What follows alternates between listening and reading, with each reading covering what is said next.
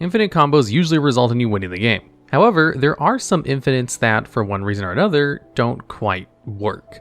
This can be for a huge number of reasons, but it's usually because the setup required is just ludicrous or because the result of the combo isn't actually very helpful. Now, this is mostly a compilation of interesting and funny ways players have found to go infinite, as almost none of these are things you'd actively want to do in an average game of Magic. With all that said, let's see what some of the worst infinites players have managed to put together. Starting us off at number 10, we have Delina, Wild Mage, and Pixie Guide. Delina is a legendary 3/2 Elf Shaman with a mana cost of 3 and 1 red. It has the ability where, whenever it attacks, you choose target creature you control, then roll a d20.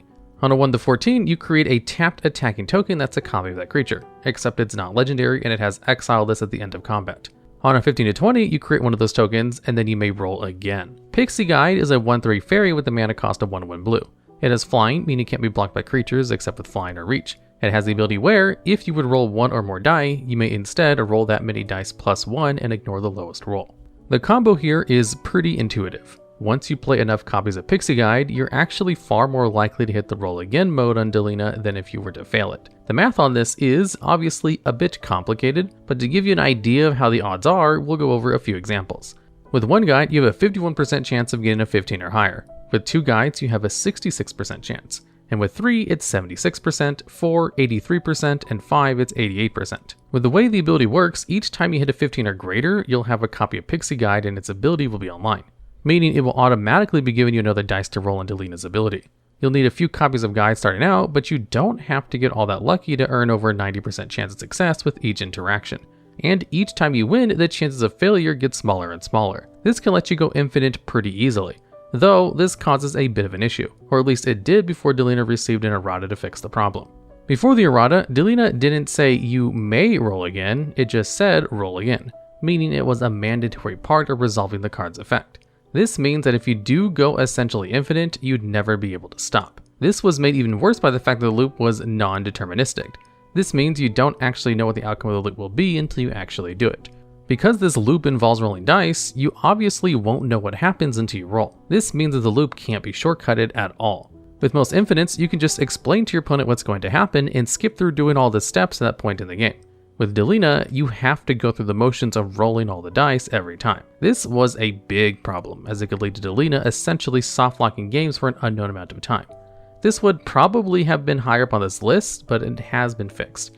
Now the infinite is actually pretty powerful, even if it isn't exactly practical. And at number 9, we have Basalt Monolith and Mesmeric Orb. Basalt Monolith is an artifact that costs 3 mana. It has the abilities where it doesn't untap during your untap step. You can tap it for 3 mana, and you can pay 3 mana to untap it. Mesmeric Orb is an artifact with a mana cost of 2. It is the ability where, whenever a permanent becomes untapped, its controller mills a card. The combo is very simple, at least on the surface. With both cards on the battlefield, you can tap Monolith for 3 mana, and then use the mana to untap it. This leaves you in basically the exact same position, but now you have a trigger from Mesmeric Orb that mills you for 1 card. You can just repeat this over and over to mill as many cards as you want. This was the basis for a very interesting, powerful, and soft banned combo deck in Legacy called 4 Horsemen. This combo starts with the titular 4 Horsemen of the Apocalypse, 4 copies of Narcomoeba, who at this point is basically synonymous with extremely silly graveyard-based combo decks. This is a 1/1 with flying that puts itself on the battlefield from the graveyard whenever it's milled. By milling your entire deck, you get all 4 Necromoebas out. Then you would use them to cast Dread Return, a card that lets you reanimate a creature and can be cast out of your graveyard by sacrificing 3 creatures. But it has to be exiled afterwards. In the old days, this would be used to grab Sharum the Hegemon. This is a 5/5 flyer that puts an artifact from your graveyard into the battlefield when it enters the battlefield. This would be used to grab Blasting Station, the penultimate piece of the combo.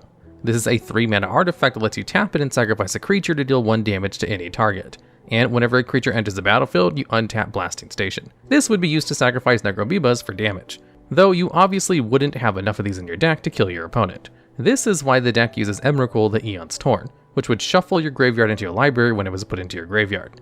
This is where the problems come in. The way the deck works is that after it got Blasting Station into the battlefield, it would mill itself until it milled an Emrakul.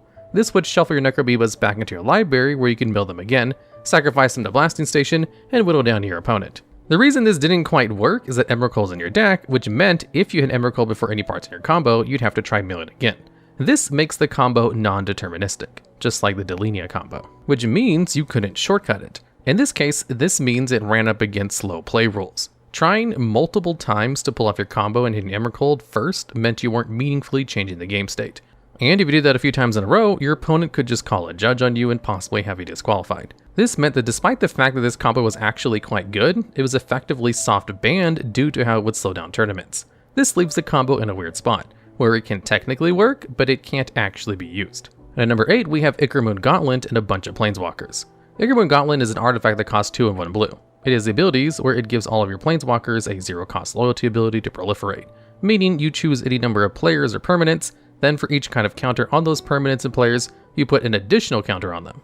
It also gives them the ability where you can -12 them to take an extra turn. Finally, it has the ability where, whenever you cast a non-creature spell, you choose a counter on target permanent and then put an extra counter of a kind on that permanent. The combo here is to just have 13 Planeswalkers on the field. By proliferating with 12 of these Planeswalkers and then -12 the last one to take an extra turn, you can just keep doing this forever and eventually win. Now, there are a lot of very obvious problems with this strategy. First off, not only is getting 13 Planeswalkers out very hard, it's made worse by the legendary rule.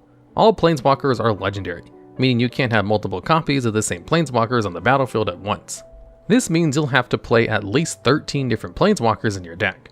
Most decks don't even play 13 Planeswalkers in the first place. In fact, almost no decks play more than 4 or 5 Planeswalkers at the most. Trying to find 13 different Planeswalkers that are worth playing is already rough, but this also makes the strategy very weak to removal. If your opponent answers even a few of your walkers, you'll quickly run out of Planeswalkers to actually get the loop started. The best way to make this work is probably using it alongside Jace, Cunning Castaway. The only ability that matters in the card is a -5, which makes 2 copies of Jace that aren't legendary. Once you get the first Jace up to enough loyalty, you can just make 2 copies of them and start proliferating them until you can make even more copies. If you're able to protect them long enough, you could eventually get to 13 copies of Jace, though this isn't very practical. The issue is that protecting your Planeswalkers for this long just isn't going to happen very often. While you can technically go infinite with the combo, this isn't the kind of thing that will ever actually happen. And at number 7, we have Doublecast and Reverberate, or any number of other similar cards. Doublecast is a sorcery that costs 2 red. It has the effect where, the next time you cast an instant or sorcery spell this turn, you copy it, and you choose new targets for your copy. Reverberate is an instant with a mana cost of 2 red. It has the effect where you copy target instant or sorcery spell, and you can yet again choose new targets for the copy. This may seem a bit weird to have an infinite between these 2 cards, since they're so similar, but there is a way to pull it off. You actually need to have 2 copies of Doublecast. First, you cast 1 Doublecast, then you cast the second. This triggers the ability of the first Doublecast, getting you a copy of Doublecast. So the stack currently has 2 copies of Doublecast on the stack. What you do is allow the copy to resolve. Then you hold priority and cast Reverberate, targeting your Doublecast. At this point, you have a Doublecast trigger waiting to resolve, so you'll get a copy of Reverberate. You can choose new targets for this copy, so you change the target to the original copy of Reverberate. You let that resolve, getting another copy of Reverberate, targeting Reverberate, and congratulations. You now infinitely are copying a single spell over and over again for seemingly no reason. To get this combo to work, you really just need to copy a spell that can copy spells, such as Reverberate, so you could also use 2 Reverberates and then just target any other spell. The Doublecast method is just one of the easiest ways to get the loop started. Now, this is a useless infinite. However, like most infinites that don't do anything, with an extra card, you can actually make them useful. The issue, and the thing that makes this infinite such a bad one, is how much worse this is than any other method of trying to get this infinite started. A fairly well-known combo that's similar is Chain of Smog and Professor Onyx. Chain of Smog is a sorcery for 2 mana that makes target player discard 2 cards, and then that player can copy the spell and change its targets. Professor Onyx has a few abilities, but the relevant one is a 3 static Magecraft ability that triggers whenever you cast a copy or instant or sorcery spell. This ability allows you to gain 2 life and then have each opponent lose 2 life. What you do is have Onyx on the battlefield and then cast Chain of Smog, targeting yourself. You can then choose to copy it as many times as you want, discarding your hand in the process, but dealing 2 damage to your opponents each time. The reverberating style infinites were well known but basically entirely pointless before the Magecraft ability, and now are simply bad. The setup it requires is just a little too high, especially when, in a lot of formats, Chain of Smog is right there and is much better as a combo piece for these decks. And at number 6, we have Faceless Butcher. This is a 2/3 Nightmare Butcher with a mana cost of 2 and 2 black. It has abilities where, when it enters the battlefield, you can exile another target creature. When it leaves the battlefield, you return the exile card to the battlefield under its owner's control. This is one of the earliest versions of this effect, and there were a few issues with how it worked that Wizards worked out with the future, similar cards. You see, this card had a few issues, and one of them was what happened when you had too many copies of the card out at once. Let's say you used a Faceless Butcher to exile a token from your opponent on an otherwise empty board, and then for some reason play an extra copy of Butcher. At that point, the only valid target for the mandatory end of the battlefield ability of the Butcher would be the first copy of Faceless Butcher. Then if you somehow played a third copy of Faceless Butcher, you'd be forced to exile the second Butcher. This will return the first Butcher to the battlefield, which will trigger. If there are no other creatures in the battlefield, you'll be forced to exile the third Butcher, which will return the second copy, which will cause the loop to repeat infinitely. The worst thing about this is that if there are no creatures in the battlefield, you'll be forced to choose another Butcher as a target for each ability, making this loop entirely mandatory. This means this will be another soft lock. However, in this instance, it's entirely forced. With other loops like this, players have a choice in the matter, which means they'll be forced to stop the loop if it's not doing anything. However, if the loop is forced, then the game will just keep going forever. In a situation like this, the game is ended in a draw. But this isn't exactly a good outcome in a game. This is why more recent versions of this effect, such as Banishing Light, only let you exile cards your opponent controls, as this prevents loops like this from occurring. Similar to almost all bad infinites, there are ways to make it actually good. With cards like Perforos, God of the Forge, each time a Butcher hits the battlefield, Perforos deals 2 damage to each opponent, which will allow you to win the game as the loop continues. This is the first of multiple infinites on this list that just results in a game ending in a draw, but they do get worse as time goes on. And at number 5, we have Bog Serpent and Assault Suit. Bog Serpent is a 5/5 Serpent with a mana cost of 5 and 1 black. It has abilities where it can't attack unless the defending player controls a swamp, and if you don't control a swamp, you have to sacrifice Bog Serpent. Assault Suit is an artifact equipment with a mana cost of 4 and an equip cost of 2. It has the ability where the equipped creature gets +2/+2, it has haste, can't attack you or planeswalkers you control, and can't be sacrificed. At the beginning of each opponent's upkeep, you may have the player gain control of the equipped creature until the end of the turn and untap it. This one takes a little bit more rules knowledge to understand where the infinite comes in. It starts with putting Assault Suit onto the Bog Serpent and then giving it to your opponent with the suit's ability. If that player doesn't control a swamp, the Serpent will try to sacrifice itself. This is where the rules knowledge comes in. You see, the ability will try to make them sacrifice the Serpent and Assault Suit will stop it from happening. However, as soon as it finishes triggering, it will trigger again. This may seem a bit weird if you know just a bit about how the game works. After all, the condition for the ability to trigger was met after it triggered while the ability was on the stack. So why didn't it trigger when the game checked if any abilities triggered at that point? This is because Bog Serpent's ability to sacrifice itself is what's called a state-triggered ability. This means it triggers whenever the game state is at a certain point, rather than whenever a certain event occurs. Built into the rules for these types of abilities is the ruling that they only trigger if there isn't a trigger from the ability on the stack.